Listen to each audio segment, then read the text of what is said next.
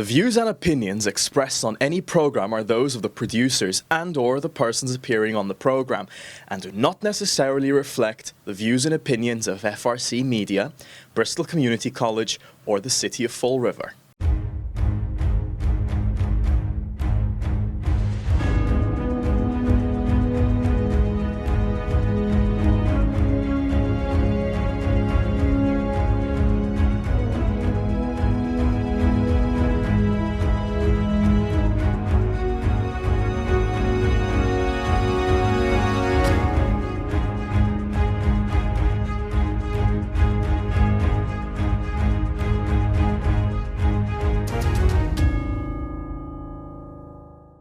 It's Thursday, December 11th, 2025. This is FRC Media News.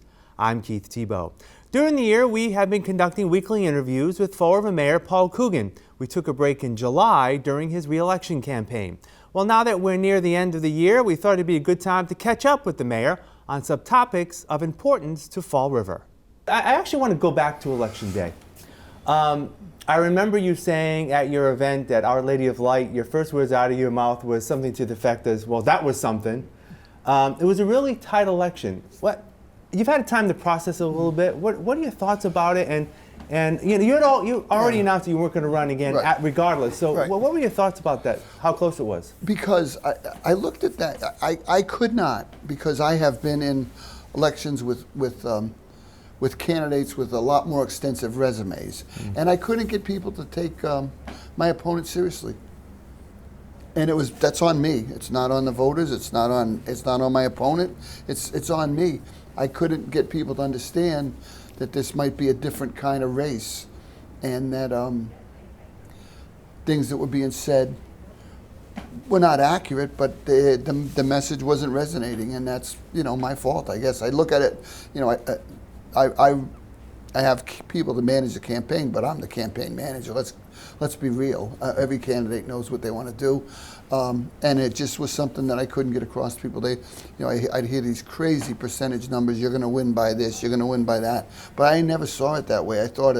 I saw it because I was in it.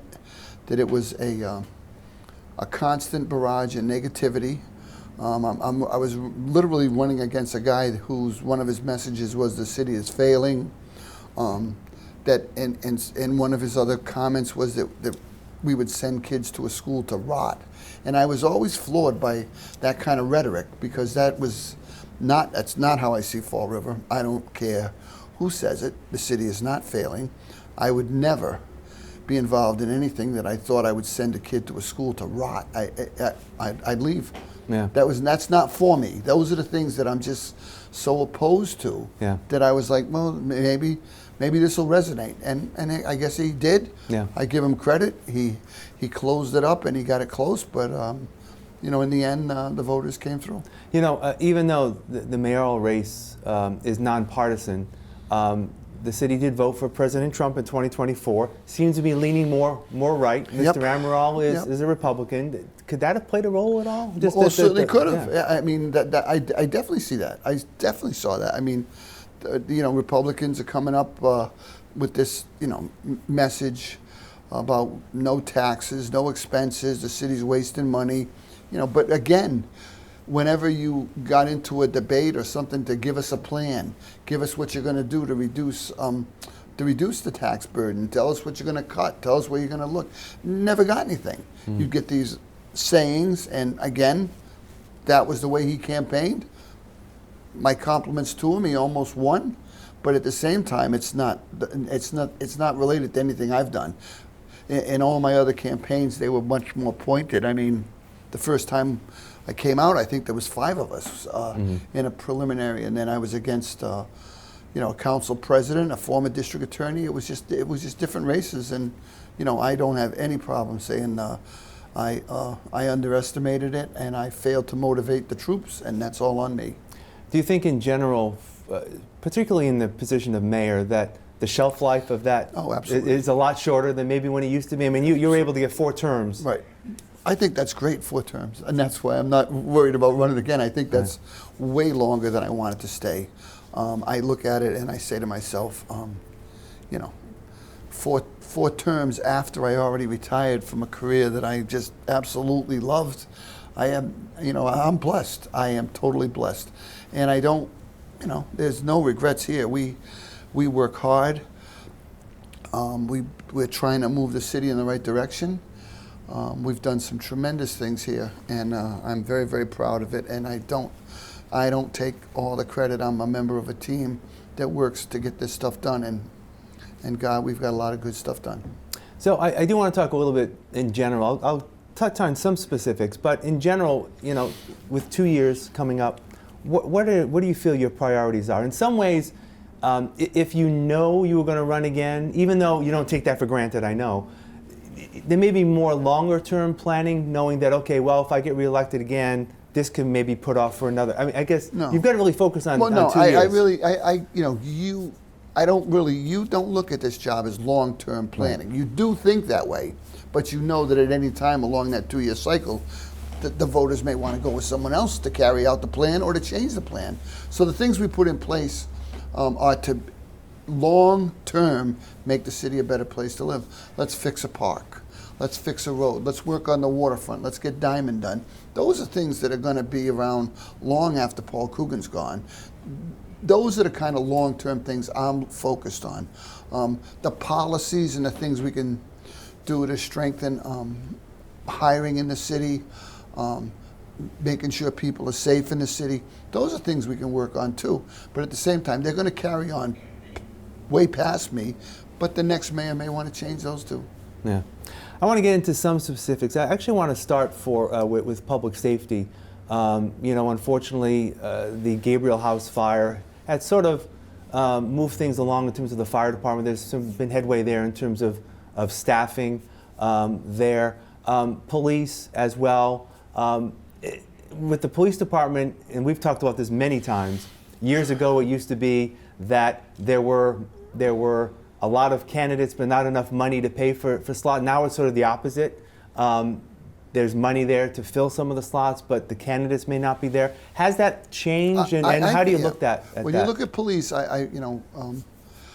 with both the new hybrid list that the civil service allowing us to use to get guys in here from other departments, and with the climate over at the police department, I keep getting told we'll have a full complement of people within a year, which would be great. I mean, we've been down, as long as I've been mayor, we've been down 20, 25 guys every year through all the chiefs.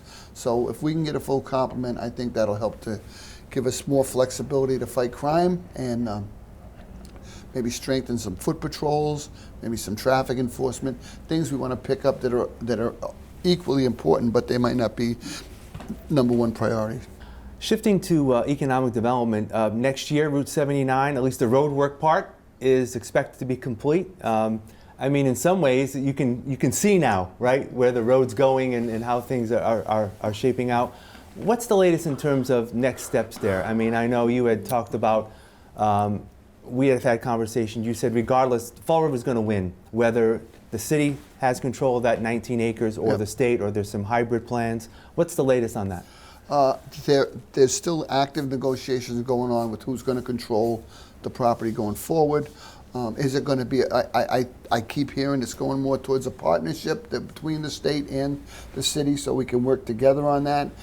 It's one of the prime pieces in all of Massachusetts, and everybody wants it done right.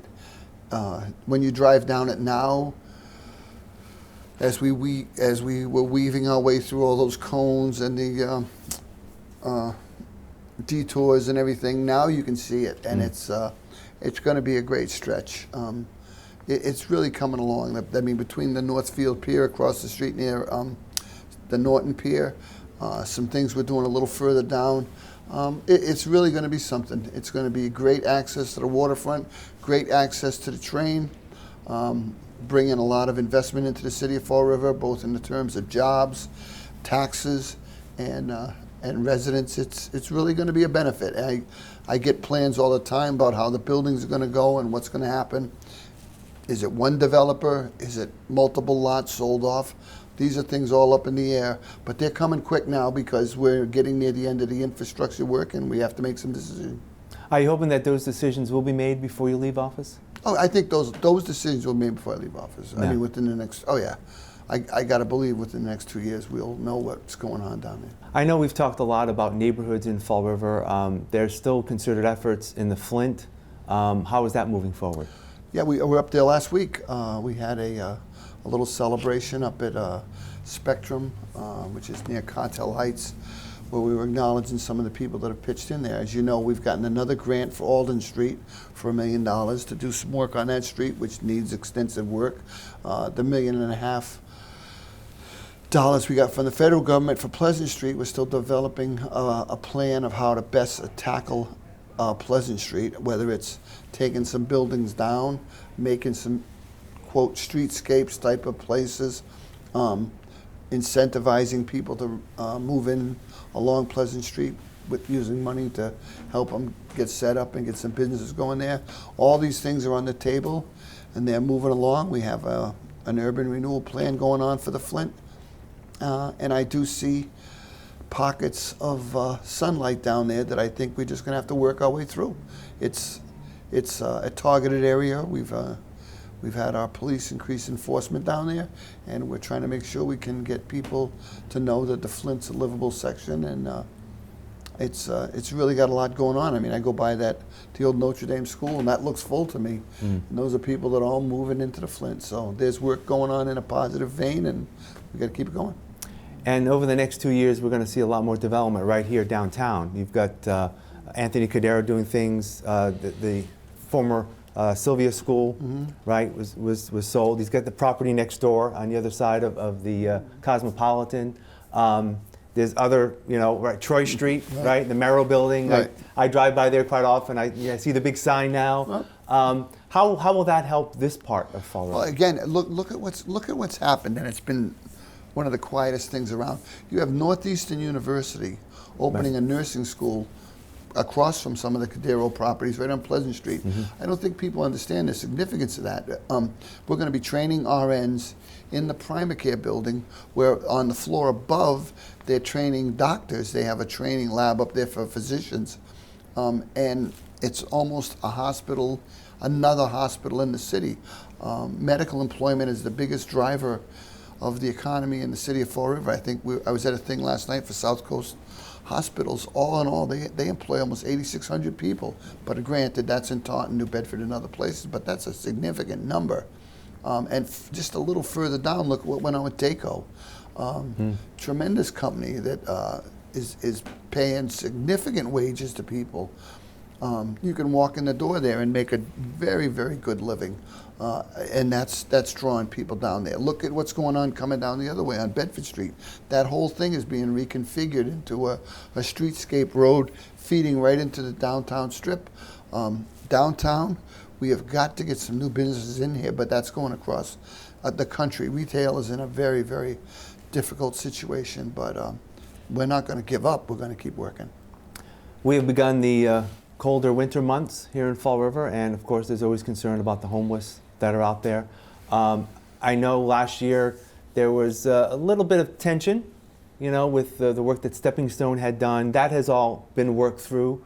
What are your thoughts in terms of how there's already been a couple instances where warming centers were set up, both at Stepping Stone and other locations. Right. Are you confident that it'll be somewhat of a more safer winter for people, as long as they are willing to take that support? Yeah, we worked closely with Stepping Stone to get our overflow shelter in their first floor of their building over there. The second floor, we worked tirelessly to get them to go from 25 in the warmer months to the same thing they do in the winter months, 50 all year round. The Tomeo Center opens up on Sunday, which is going to be 30, 35 beds in there. Through the winter months, I was in there. I was in the overflow shelter at Stepping Stone. Both days we've had it open twice because the temperature was pitching below 20. We have a cold weather number we use because we just cannot afford to stay open every night. Other than our traditional shelters, that's like an emergency shelter. So we're going to keep working at it. People come in, we get as much information off them as we can. We try to find out what their goals are, if they're looking for treatment, if they're looking to go home, if they're looking for something, permanent housing. What are they looking for, and what are they capable of handling? I mean, if we have our workers sit down with them and do an interview, we can assess where they are, and we help people all the time. It's, you know, we had somebody last night that was trying to go back to Indiana, so we'll do what we can to help them. Yeah. There's normally a point in time count for homeless population. Normally, I believe in January, late January, February. Since last year, have you seen, or has the FAST team seen that there is an increase? Pockets and. You know, I do think it bubbled up a little bit, but it's a different kind. I mean, as you know, we've been cleaning up homeless camps all over the city. We move them around, and we try to get people into our program, Enhancement Without Encampments, where we can give them sober living for 6 months. We try, but I think we're seeing a lot more what they call couch surfers and people living in cars, which is tough. Very, very difficult to track. They park in this parking lot tonight, this dead end street tomorrow. It's a chase, and we're trying to get a handle on it, as every community is. One of the people who work here just got back from Charlottesville, Virginia, and he said there were homeless people everywhere. It's not a Fall River problem. It's a nationwide problem, and we're doing our best to take care of our share of it. I want to shift now to schools. There's going to be some excitement next year with the new diamond. It'll be complete. It'll be open this time next year. They'll be in the new building. From what you hear, has the financial commitment for the city remained? It's been consistent in terms of what the city is going to have to contribute to the project. I think right now we're in good shape going forward.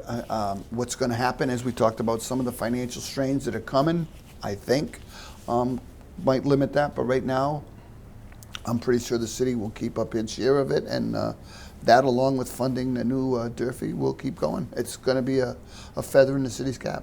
Fall River Public Schools, again, enrollment up, continues to grow. I know there's been a lot of talk about the redistricting that's going on. How will that work? That will take effect next year, 2026, 2027 school year. How will that work? Well, I think what's going to be is there's going to be some shifts. We're looking at a number of things still. There's a redistricting committee working with the superintendent right now on the best way to tackle it.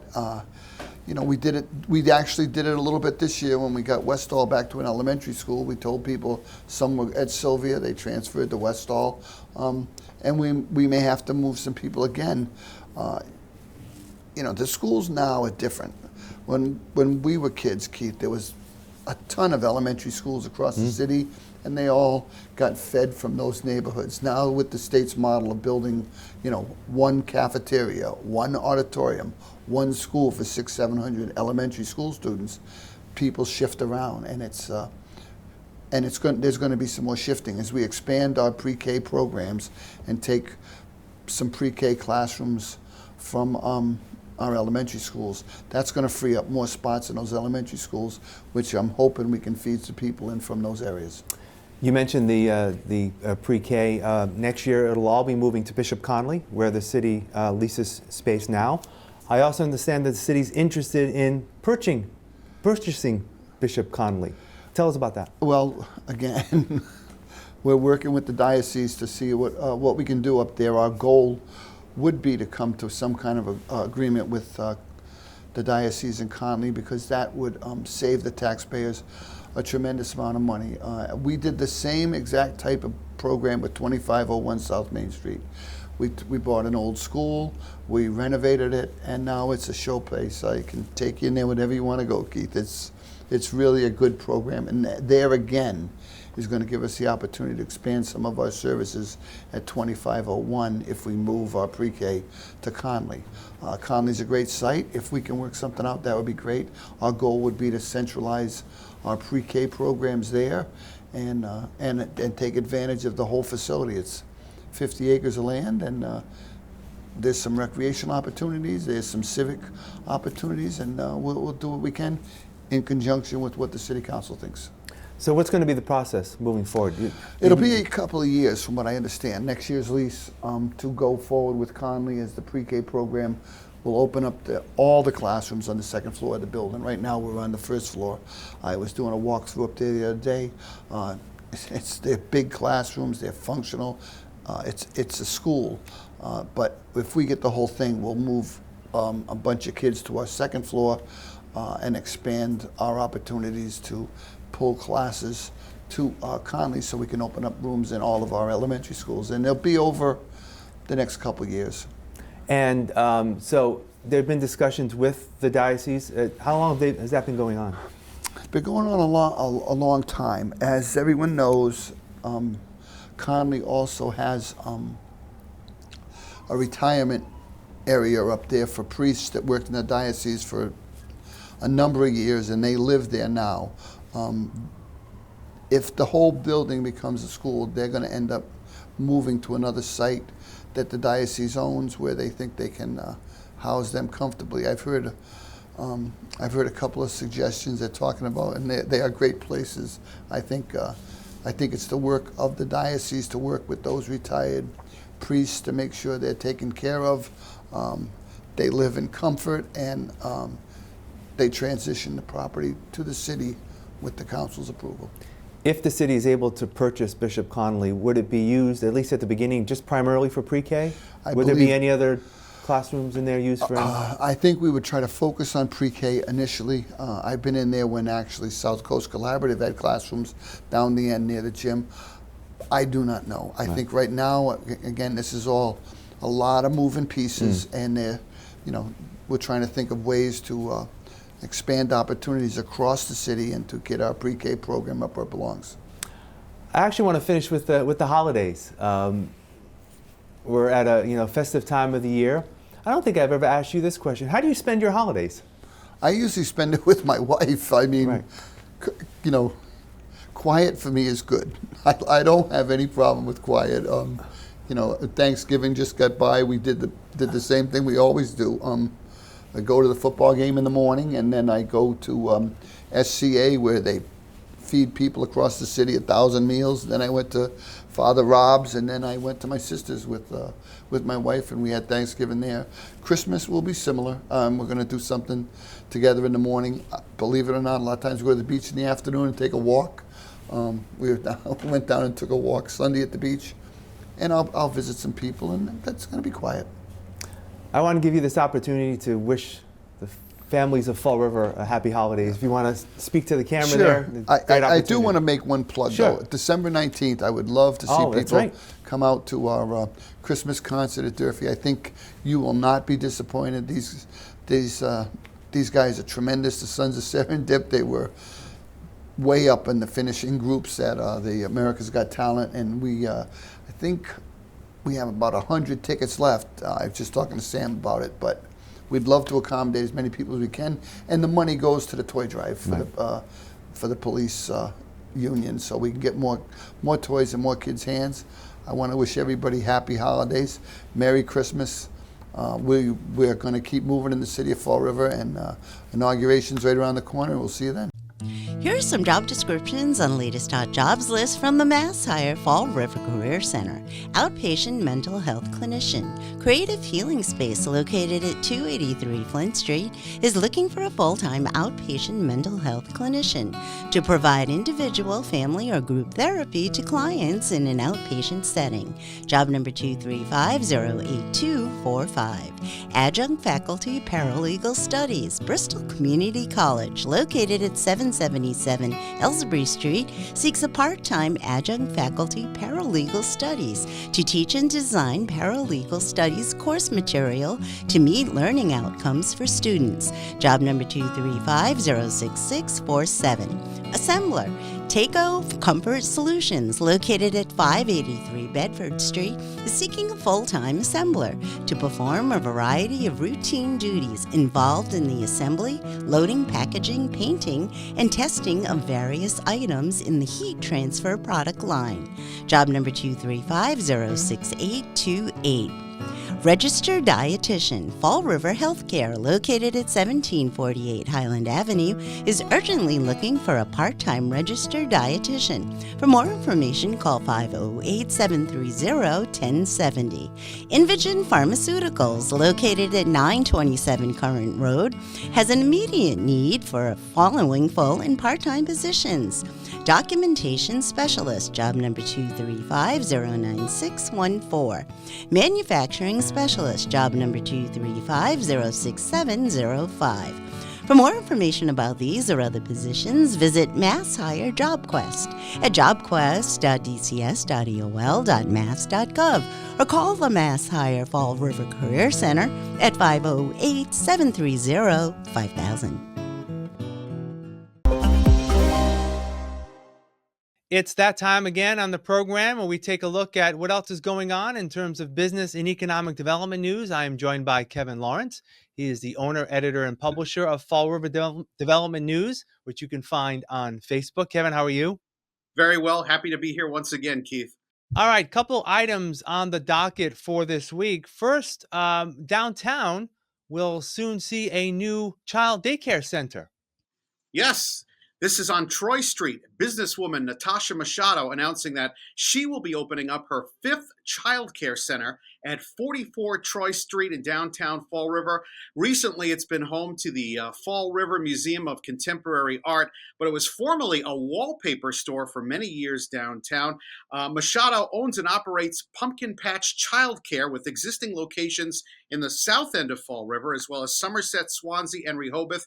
The second Fall River Pumpkin Patch downtown location on Troy Street is going to be 3,000 square feet of space. It's also going to feature a cafeteria. If you're familiar with the building, the Fall River Museum of Contemporary Art has been occupying the entire space. They're going to only occupy the front portion of the building. The space in the rear along the side will be the new daycare center. So the Fall River Museum of Contemporary Art will be staying put, but just scaling down its footprint at that location. Machado has been in the childcare business for 8 years, and prior to opening her first center, she started with in-home daycare and has since opened 4 additional locations. And today, between all 5 facilities, Machado has over 40 employees and nearly 200 children enrolled. So quite a business story. Yeah, absolutely. A good, successful business story too, especially the need for daycare and childcare services. This is important to have in a location that is burgeoning, right? You talked about some of the activity happening at the primary care facility. It's not too far from there, and so it's a good location for a daycare center. And if those of you who aren't quite sure where this is, if you're looking at the old main fire station, it's actually right behind it on Troy Street. It's a building right behind there. All right, and the other item on our agenda for this week is a location on South Main Street that used to host a florist is going to be hosting a new florist. Yes, Rustic Rose Floral Designs has taken over the old Main Street florist location at 936 South Main Street in Fall River. Now, Rustic Rose Floral Designs previously operated out of a flower cart in Westport, and now they've officially opened up their brick and mortar location. They specialize in floral needs from weddings to funerals and daily arrangements. Rustic Rose has the only flower bar in the city that will provide grab-and-go bouquets every day. The shop just recently opened in the last week or so. It's owned and operated by a woman named Jane Collins, who had a rough start because a few days after completing the renovations at her new storefront, a car drove into the store. So she was able to finally open along the side of the building that was not damaged, but there are exterior repairs that need to take place before the facade will be looking like new again. But the as you can see from the photos, they did a nice job on the interior renovations, but unfortunately, the outside of the building was damaged, and she has a temporary entrance right now. Well, let's hope that's not a signal of what's to come. Hopefully, they'll be very successful in that location. I believe that old florist was successful for many years. It's right, sort of again, south, just a little bit south of St. Anne's Hospital. There's a parking lot there. It's literally that corner from that parking lot, I believe, right across the street, I believe, in that corner, South Main Street. All right, you can find out more of Kevin's work by visiting him at Fall River Development News on Facebook. Kevin, we'll do it again next week. Take care. Thank you. That'll do it for this week's edition of FRC Media News. Visit our website, frmedia.org, for more local news and information. FRC Media News airs Thursdays at 6 p.m. and Fridays at 5:30 p.m. on Channel 95 and the Fall River HD channel, which you can find on Channel 1072. For all of us here at FRC Media News, I'm Keith Tebow. Have a great weekend. We'll see you next Thursday.